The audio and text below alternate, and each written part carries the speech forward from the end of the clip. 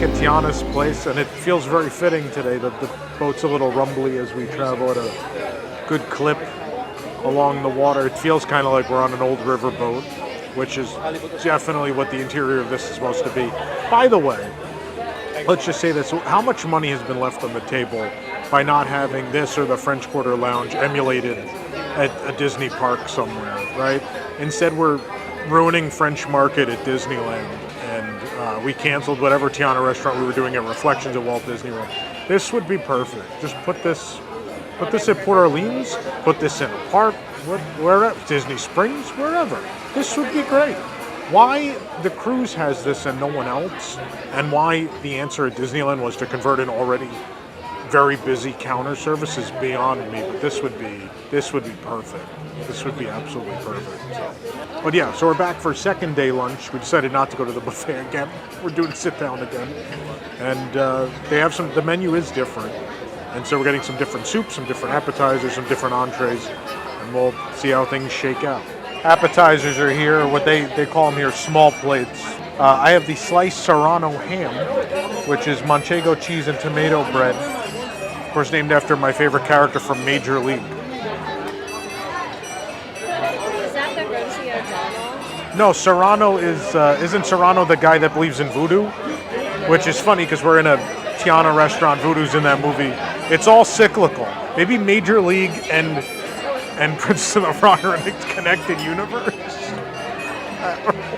Pray to Umubu. I forget the guy who he prays to in the movie. Can't remember.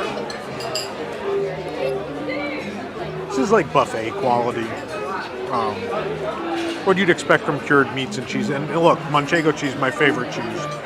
Man, every time I go to Jaleo, I die at Disney Springs. Their manchego cheese.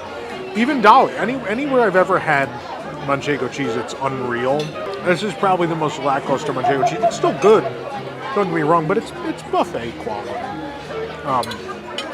There's also this little, oh, it's falling apart, toasty bread with tomato.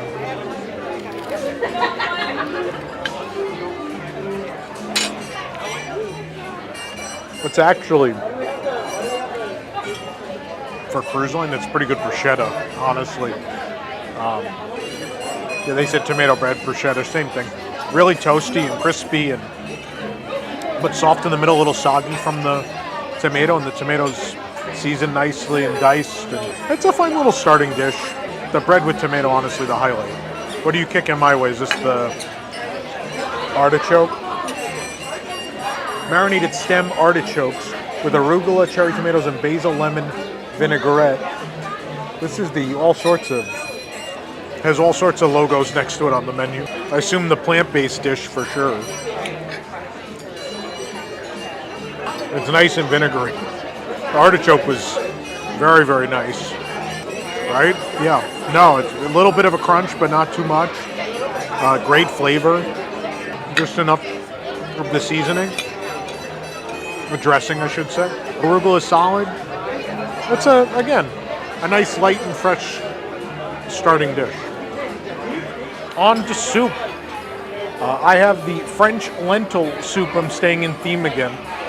With vegetables, spiced sausage, served with a crusty, warm baguette. I don't know why that needs to be capitalized. It's not. It's a little warm.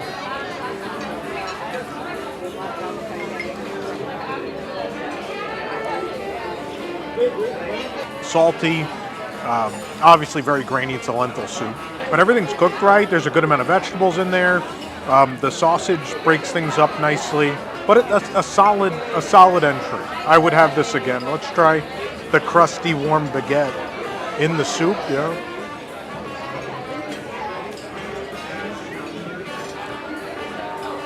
It goes well with it. It's fresh enough. It's soft. The exterior has a little crunch to it. Would have this again. I better have some of that before you finish it. They can hear you slurping into the camera. Pass that one over. No? Wow. This is the tortilla soup. Mexican tortilla soup with black beans and fried tortillas. Apparently it's good.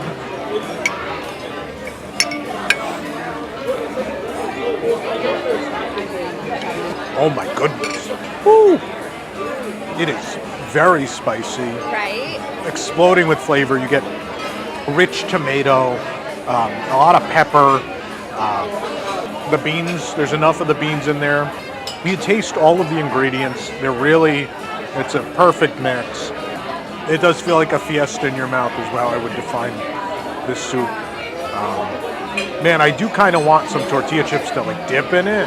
Right. It sounds like it'd be good. It's like a salsa soup, and I love it. This is probably the best thing we've had on this cruise, Yeah. and my gumbo's a close second. So the soup thing is true.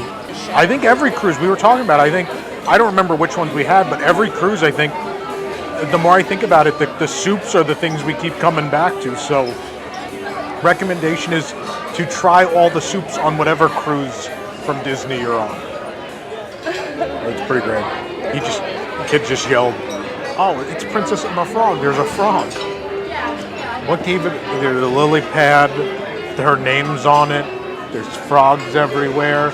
It's mostly green. Well, I mean, they're correct. They didn't say it's medium. There's pictures of her on the wall. Anyway, lamb kofta burger is ground lamb and beef with onions, garlic, parsley, and spice on a toasted ciabatta bun with baba ganoush, my favorite word, pepper and onion relish, feta cheese, French fries. The French fries are shoestring. They could use salt for sure. But this thing is a giant. This is giant.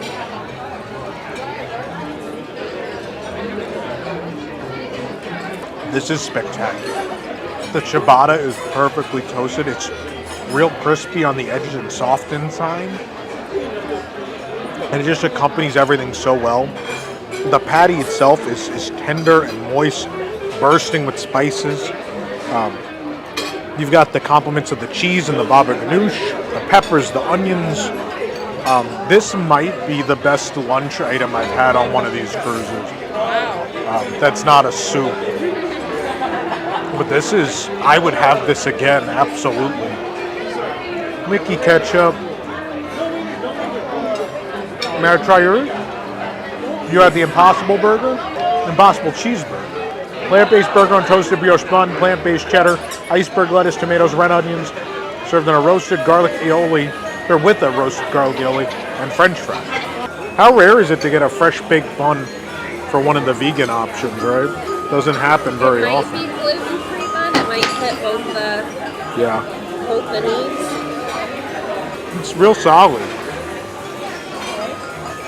I mean, it tastes like a hamburger. I mean, I'm not going to tell you what Impossible tastes like. You probably know. It has a generally pretty grainy, earthy flavor palette.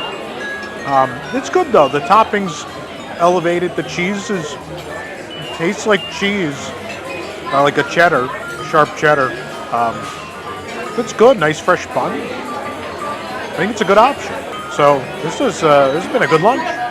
All right, let the desserts roll, and then I'm gonna roll right out the door of this restaurant. They're gonna have to push me.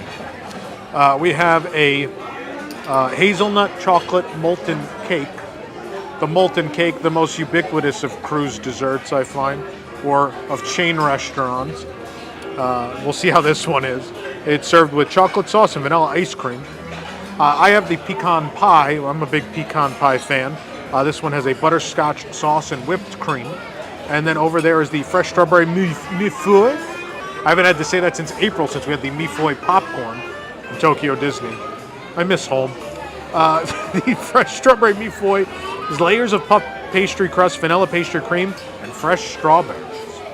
I imagine we should have the molten cake first.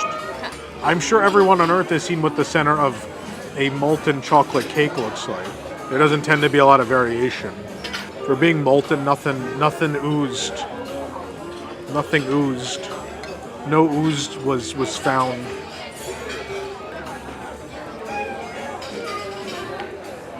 Incredibly standard. A rather forgettable version, but if you're with people that are kind of picky and just like chocolate desserts, they'll love it. They'll go on and on about it. Another one of my father, he'd be happy. I wouldn't waste the calories on it. You give me the mi-foy next? I'm intrigued. I missed the one we had at Disneyland Paris, the cute one. The steak. The one with the 30th skyline, yeah. Silver Spur Steakhouse. Yeah, it was cute. Well, I've got good news for you. I've had worse. Pastry's a little tough. It's still buttery and flaky, and it delivers a decent flavor. The cream is... Pastry cream is solid. It's fine. I don't like the artificial fruit flavor. I don't like the artificial strawberry. It's a very off-putting. It's like, it's below the standard of even like a Nutri-Grain bar. It's passable. I wouldn't get it again. Alright. Pecan pie, which, I don't know why I'm looking at the description again. It's pecan pie with a butterscotch sauce. Some whipped cream. Their whipped cream is good though. It's not out of a can.